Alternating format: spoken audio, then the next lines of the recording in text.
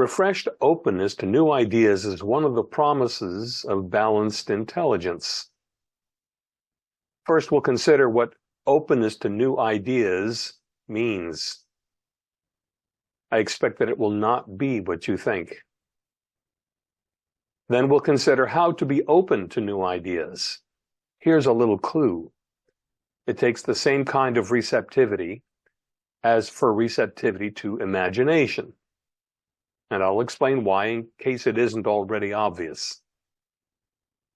I suspect that for most people, openness to new ideas allows for filtering new ideas according to what we know. That's precisely not openness to new ideas. It's openness to familiar ideas. Here's a familiar phrase: thinking outside the box. The box is everything we believe we know. So openness to new ideas means allowing for all ideas, not necessarily to act upon or even to accept them, but to release the grip of mind that screens out anything not already ringing the bell of familiarity. The operative word here is allowing. Why? Because memory, everything we think we know, tends to drown out new ideas. Preemptive rejection. Here's an example of preemptive rejection. It concerns actress Hedy Lamarr, who was in films of the 1940s. It turns out that Hedy Lamarr was brilliant as well as beautiful. She had a mind open to new ideas beyond those of the movie industry. Actresses and actors must have focused, coherent attention and imagination to perform. She was practiced in them. On one occasion, she was in the studio of a musician where there was a player piano. In case you don't know, a player piano is an automatic piano.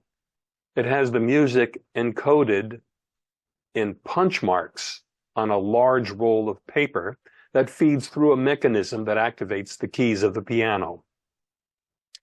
Punch marks, similar to those used in vintage 1970s computers to enter data from large stacks of punched cards, which are called punch cards. We still hear of those used in voting machines. She was aware of the use of radio-controlled torpedoes in the war effort, World War II, probably from news reports, and that those radio signals were being intercepted by the enemy to evade or misdirect torpedoes. She was also aware of coding efforts. The famous name is Enigma, used to encrypt communications, and that the enemy was getting better at decoding encrypted messages. When she saw how a player piano worked, she had an insight into the radio control problem. The one-to-one correspondence between the locations of the holes on the player piano rolls and the keys being activated on the player piano. She recognized how torpedoes' control signals could be made to switch to different radio frequencies corresponding to different keys while a torpedo was in transit, analogous to the way a player piano roll controls the piano while the music is playing in a programmed way to defeat attempts to intercept the radio control signals. She went through the effort of contacting officials at the Pentagon to present her idea, called frequency hopping, in a meeting. They had the meeting, and they rejected frequency hopping. Officials at the Pentagon demonstrated preemptive rejection. They wouldn't think outside the box, but stuck with what they thought they knew. They may even have failed to give proper attention to the idea because it came from an actress. Nonetheless, she patented the technology. Decades later, the exact same scheme has become part of the system that routes phone calls through the cellular network and which is in use today a switching scheme for efficient Wi-Fi. That was Hedy Lamarr's invention, and now she gets credit for it. Hedy Lamarr's insight depended upon her focus, ability to see details, and coherence, ability to stay on subject and to see more deeply.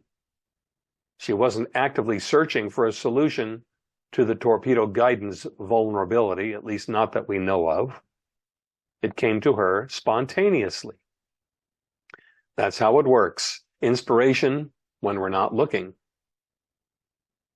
Coherence allowed her to focus steadily enough for her to see the details and for an idea outside the box to come. She had the presence of mind to recognize its potential and the tenacity to arrange a presentation to Pentagon officials. Coherence. Focusing and coherence are attributes of free attention. Free your attention, and focus and coherence are yours. That's all for today. Next expostulation in a day or two. I'm Lawrence Gold.